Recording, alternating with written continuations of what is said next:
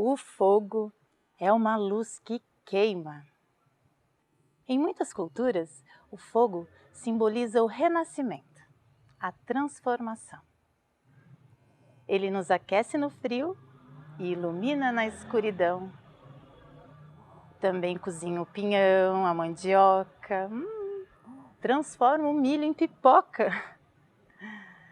O fogo é sinal de colheita, fartura, celebração. Quem aqui, como eu, gosta de cantar, brincar e dançar em volta da fogueira?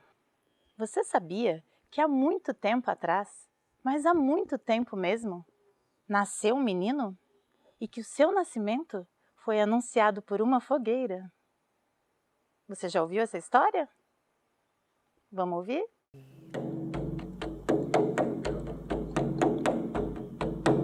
Eu acendi a fogueira e fui chamar meus companheiros. Eu acendi a fogueira e fui chamar meus companheiros para vir me ajudar. Essa turma é de primeira, São João é meu padrinho, abençoa a brincadeira.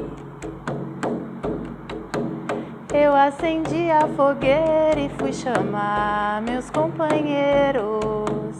Eu acendi a fogueira e fui chamar meus companheiros para vir me ajudar. Essa turma é de primeira, São João é meu padrinho, abençoa a brincadeira. Eu acendi a fogueira e fui chamar meus companheiros.